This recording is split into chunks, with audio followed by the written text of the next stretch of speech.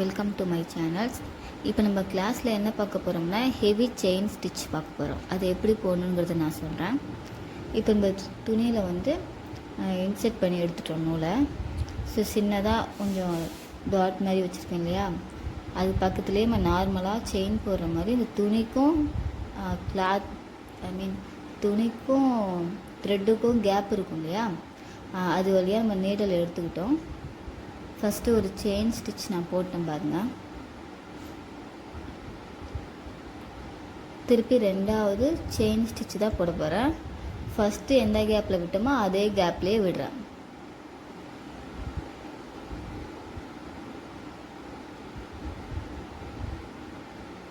இப்போ நார்மல் செயினை விட இப்போ கொஞ்சம் தின்னாக இருக்கும். திருப்பி மூணாவது ஸ்டிச் போடும்போது நம்ம ஃபஸ்ட்டு ஒரு செயின் ஸ்டிச் போட்டோம் இல்லையா, அந்த கேப்பில் போடணும்.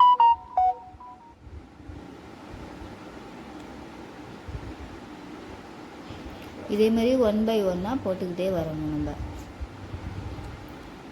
இப்போ பேப்பரில் காமிக்கிற பாருங்கள் எப்படி போடணுன்ட்டு. நம்ம இந்த சைடில் நீடில் இன்செர்ட் பண்ணி இந்த சைடில் போடுறோம். ஸோ அது ஒரு கோடு மாதிரி வரும் இல்லையா, அப்போ வந்து அந்த டாட் வழியாக நம்ம வந்து டபுள் செயின் கொடுக்குறோம். திருப்பி அடுத்த செயின் வந்து ஃபஸ்ட்டு செயின் கொடுத்தோமா அதில் போகிறோம். ஸோ இது இதேமாரி 1 by 1 நம்ம செயின் கொடுத்துட்டே வருவோம்.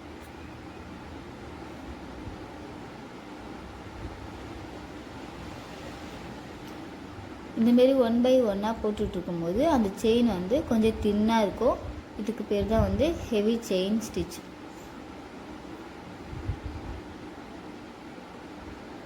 ஸோ த்ரெட்டில் எப்படி போடுறதுன்னு பார்த்துங்க. இந்த ஸ்டிச்சஸை போட்டுட்டு டிசைனும் போட்டுட்டு எனக்கு ஒரு பிக் அனுப்பிடுங்க வாட்ஸ்அப்பில்.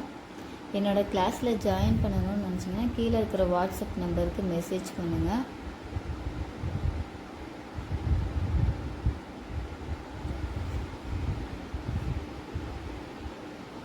நம்ம நெக்ஸ்ட் கிளாஸில் வந்து ஆரி ஒர்க்கு, ஸ்மோக்கிங்ஸ், அப்புறம் அண்ட் தென் ஸ்டிச்சஸ்லாம் ஸ்டார்ட் பண்ண போகிறோம்.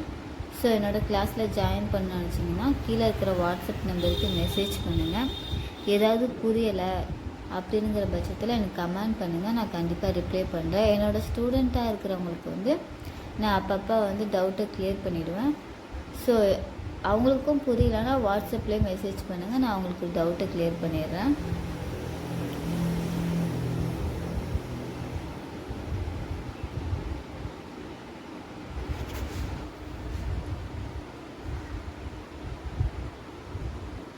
இந்த ஸ்டிச்சஸ் எப்படி போடணும்னு புரியும்னு நினைக்கிறேன். புரியாதவங்க கண்டிப்பாக கேளுங்க, திருப்பி நான் அதை எக்ஸ்பிளைன் பண்ணுறேன்.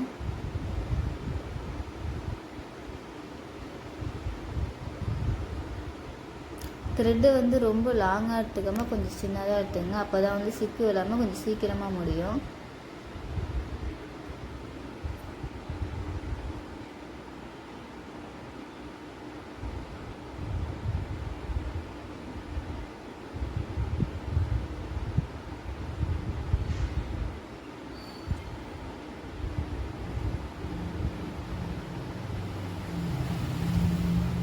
ஸோ நெக்ஸ்ட் கிளாஸ் என்னங்கிறத நம்ம அடுத்த கிளாஸில் பார்க்கலாம்.